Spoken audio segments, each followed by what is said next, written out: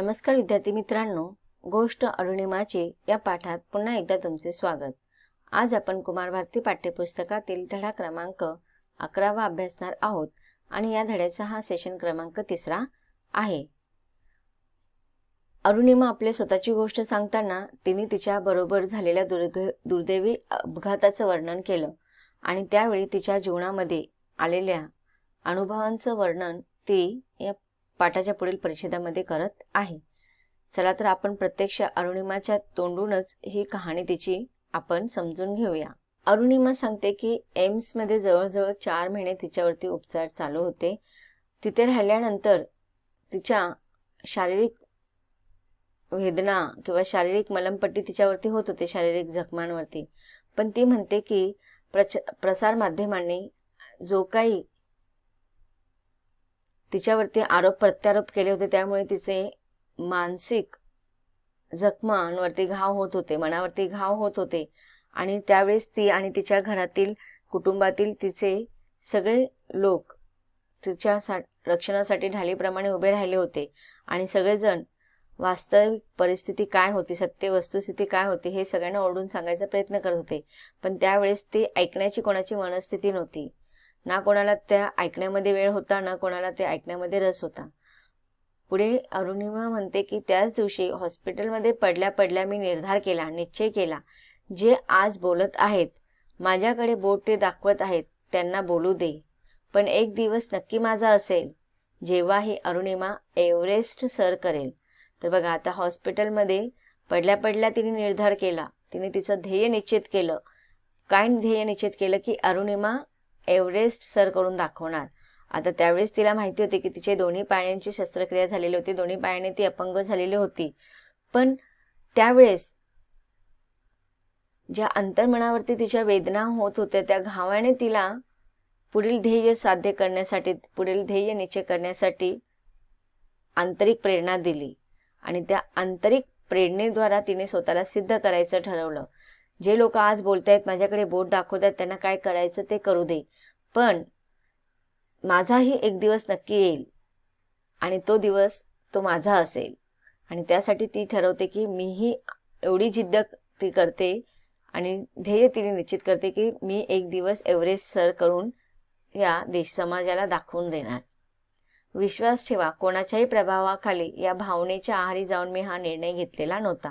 मग आता बघा, ती म्हणते की कोणीही मला सांगितलं नव्हतं, कोणाच्याही प्रभावाखाली किंवा कोणाच्याही दबावाखाली किंवा कोणत्याही मानसिक भावनेच्या आधारी जाऊन मी हा असा निर्णय घेतलेला नव्हता।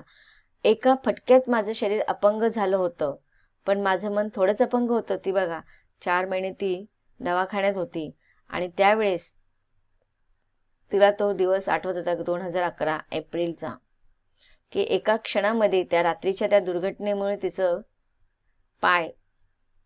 पूर्ण शरीर अपंग झाले होते, तिचे पाय त्या अपघातामध्ये गेले होते। मग त्यावेळेस ती विचार करते की माझं शरीर अपंग झालेले पण माझं मन अपंग झालेलं नाही। गगन भरारी घ्यायचं वेळ रक्तातच असावं लागतं। जेव्हा आपण आपल्या मनाने एखादी गोष्ट ठरवतो तेव्हा आपलं संपूर्ण शरीर आपल्याला साथ देतं। आता ती सांगते की ज्या कितीही अशक्य गोष्टी असू दे, असंभव गोष्ट असू दे, आता जर तिला एव्हरेस्ट सर करायचे तर त्याच्यासाठी पाय हवेत, ते पाय आता तिच्याकडे नाही आहेत हे सत्य तिला माहिती होतं। पण तिचं ते ध्येय होतं, ते तिच्या रक्तामध्ये झिजलेलं होतं आणि त्यामुळे म्हणते की गगन भरारी घ्यायचं वेळ, आकाशात उंच उडी मारायची, आकाशात उंच अशी झेप घ्यायची आहे आणि ते वेळ आपल्या रक्तामध्येच असावं लागतं। आणि जेव्हा एखादी गोष्ट आपण मनाने ठरवतो, मनाने एखादी गोष्ट ठरवली म्हणजे त्या गोष्टीला पूर्ण करण्यासाठी आपली शरीर सुद्धा साथ देऊ लागतं। एक सांगू, आपला सर्वात मोठा मोटिवेटर कोण असतो, तर तो दुसरा तिसरा कोणी नसून आपण स्वतःच असतो। मग आता इथे तिने सांगितलेलं आहे, जीवनाचं सत्य विद्यार्थ्यांना ती सांगत आहे की आपल्याला मोटिवेट करणारं कोणी दुसरा व्यक्ती नसतो, कोणी दुसरा आदर्श नसतो किंवा कोणाचा प्रभाव नसतो आपल्यावरती। तर आपल्याला कोण मोटिवेट करू शकणार असेल तर ते स्वतः आपणच असतो।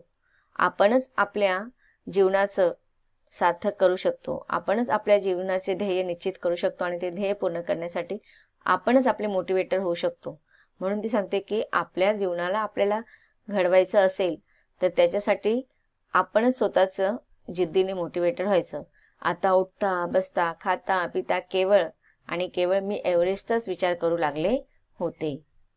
माझ्या एव्हरेस्ट सर करण्याच्या निर्धाराचा जेव्हा मी उच्चार केला तेव्हा अगदी टोकाच्या प्रतिक्रिया ऐकायला मिळाल्या. शरीराला जखमा झाल्यामुळे बहुधा अरुणिमाच्या डोक्यावरही परिणाम झालेला दिसतोय. अर्थातच लोकांनी माझं बोलणं हसण्यावारी नेलं.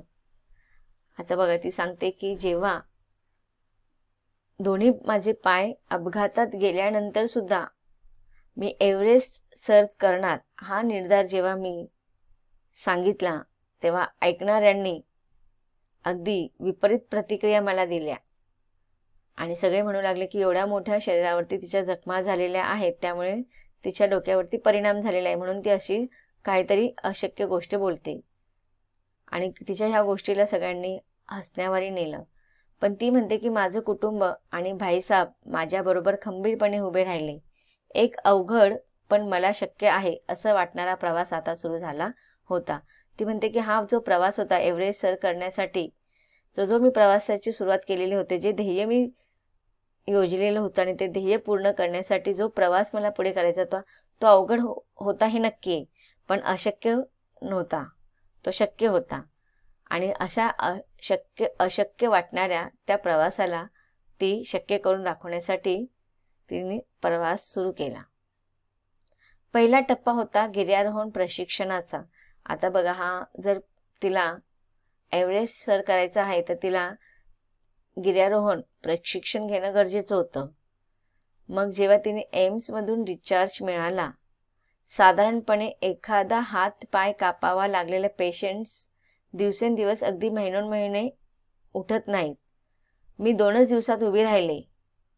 आता ती बघा, तिच्या मनामध्ये जिद्द होती, तिला काहीतरी करायचं होतं. एका रात्रीत तिचे दोन्ही पाय गेलेले होते हे सत्य, विदारक सत्य तिला माहिती होतं.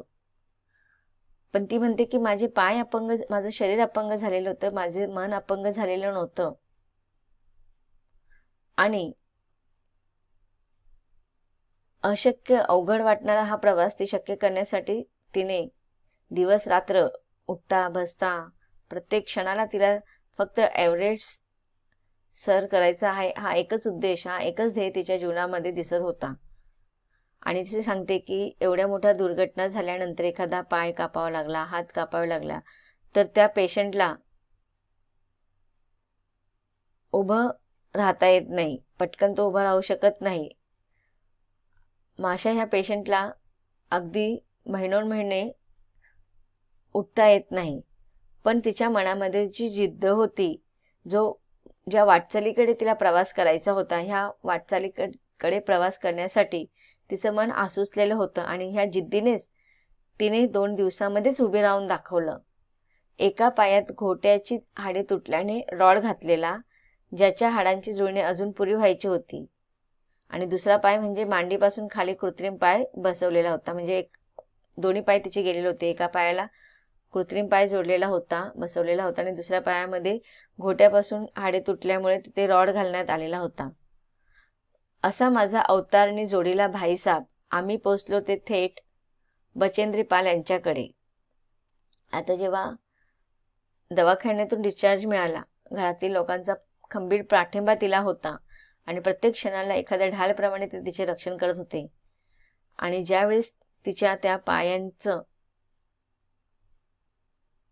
शस्त्रक्रिया झाल्यानंतर ती 2 दिवसामध्ये उभी राहिली आणि तिच्या भाईसाहेबांना घेऊन ती थेट बचेंद्री पाल यांच्याकडे गेल्या. त्या बचेंद्री पाल म्हणजे कोण, तर बचेंद्री ह्या एव्हरेस्ट सर करणारी पहिली भारतीय महिला होत्या. त्याच एकमेव अशा होत्या की ज्यांनी माझ्या ध्येयाचा आदर केला, मला प्रोत्साहन दिला. आता बघा, त्यांनी स्वतः हा प्रवास अनुभवलेला होता आणि एक महिला म्हणून त्या अरुणिमाची मानसिकता त्यावेळेस समजू शकत होत्या. बचेंद्रीने त्यांच्या त्या ध्येयाचा आदर केला आणि त्यांना प्रोत्साहन सुद्धा दिला. त्या म्हणाल्या, अरुणिमा, तू अशा परिस्थितीत इतका मोठा निर्णय घेतलास. तुला ठाऊक आहे, तुझ्या आतले एव्हरेस्ट तू केव्हा सर केलेला आहे. आता तुला एव्हरेस्ट सर करायचंच आहे, ते फक्त स्वतःला सिद्ध करायला, जगाला तू कोण आहेस हे दाखवून द्यायला. तर बघा इथे लेखिका आपल्याला सांगत आहे की आपल्या आतमध्ये पण एक एव्हरेस्ट असतो, आपल्या आतमध्ये पण एक उंच असा शिखर असतो. बचेंद्रीने इथे अरुणिमांचं प्रोत्साहन वाढवताना तिला सांगितले की तुझ्या आतमध्ये जो एव्हरेस्ट आहे तो एव्हरेस्ट तू कधीच सर केलेला आहे आणि आता तुला जो प्रत्यक्षात जो एव्हरेस्ट सर करायचा आहे तो फक्त तुला सिद्ध करायला आहे, की लोकांना जगाला तुला दाखवून द्यायचं आहे म्हणून तो तुला सर करायचा आहे. पण तुझ्या मनातील एव्हरेस्ट तू कधीच सर केलेला आहे. आपण दिवसभर कोणते ना कोणते काम करत असतो, कोणती ना कोणती कृती करत असते. त्यावेळी आपल्या मनात कोणता तरी हेतू असतो. हेतूशिवाय कोणती कृती अशक्य असते. आपला हेतू म्हणजेच आपले ध्येय हो. जे ध्येय उराशी बाळगलेले असते त्याला अनुसरून आपण वागत असतो, आपली कृती करत असतो आणि मग प्रत्येक कृती करताना आपल्याला आपले ध्येय स्पष्टपणे लक्षात असेलच असे नाही, तरीही आपण आपल्या त्या ध्येयानुसारच कृती करीत असतो, हे मात्र नक्की आहे. खूप पैसे मिळवणे हे ज्याच्या आयुष्यातले सर्वोच्च ध्येय असते तो माणूस सतत पैसे मिळवण्याचा विचार करीत राहील. कळत नकळत सतत पैसे मिळवून देण्याच्या कृतीकडेच तो ओढला जाईल. म्हणजेच आपल्या मनातले ध्येय खूप महत्त्वाचे असते आणि मग ते ध्येयच आपल्या जीवनाची दिशा ठरवित असते. म्हणून आपण आपले ध्येय पहिले निश्चित केले पाहिजे. ते ध्येय नीट समजून घेतले पाहिजे. ज्याप्रमाणे पर्वतांमध्ये एव्हरेस्ट जसा सर्वात जास्त उंच आहे, तसेच आपले ध्येय सुद्धा आपल्या आयुष्यातील सर्वात जास्त उंच, सर्वात जास्त महत्त्वाची गोष्ट असली पाहिजे आणि ती गोष्ट आपल्या मनातील एव्हरेस्टच होय. या एव्हरेस्टचा शोध आपण घेतला पाहिजे. तो सर करण्याचा आपण प्रयत्न केला पाहिजे. म्हणून बचेंद्री पाल म्हणतात की बचेंद्री पाल यांनी प्रोत्साहनात्मक शब्दांचा वापर करून सांगितले की तुझ्या आतमध्ये जो एव्हरेस्ट आहे तो तू कधीच सर केलेला आहे. मग विद्यार्थी मित्रांनो, तुम्ही सुद्धा तुमच्या आतमधील एव्हरेस्ट म्हणजे तुमचे ध्येय निश्चित करा आणि त्या ध्येयाला साध्य करण्यासाठी त्याला आवश्यक असलेल्या सगळ्या कृती करा. मनातील एव्हरेस्टचा शोध घेतल्यानंतर प्रयत्नांची जोड दिली तर अशक्य अशी सगळ्या गोष्टी तुम्ही निश्चितपणे शक्य करू शकणार आहात. पुढे त्या सांगत आहे की नेहरू गिरिभ्रमण प्रशिक्षण केंद्र बहुधा आशिया खंडातील सर्वोत्तम असावं. इथे माझी 1.5 वर्षासाठी खडतर प्रशिक्षण सुरू झालं. छोटे पण बऱ्यापैकी धोकादायक पर्वत चढणे, जवळपास मरणप्राय कठीण अनुभव, ध्येयापासून विचलित करून पाहणारे कष्टदायी प्रशिक्षण, यातून मी तावून सुलाखून निघत होते. आता इथे अरुणिमा तिचे प्रशिक्षण काळातील अनुभव सांगत आहेत की जवळजवळ आशिया खंडातील सर्वात मोठं असं प्रशिक्षण केंद्र जे होतं नेहरू गिरिभ्रमण प्रशिक्षण केंद्र, तिथे ती गेली. 1.5 वर्ष जवळजवळ तिने खडतर प्रशिक्षण घेतलं आणि छोटे पण धोकादायक असे पर्वत तिथे ती चढण्याचं प्रशिक्षण घेतलं आणि जवळपास मरणप्राय असे सगळे कठीण अनुभव, तिने जे ध्येय निश्चय केले होते ते ह्यापासून विचलित करून जाणारे असे कष्टदायी प्रशिक्षण, त्या प्रशिक्षणातून ज्या काही यातना होत होत्या त्याच्यातून ती तावून सुलाखून निघत होती.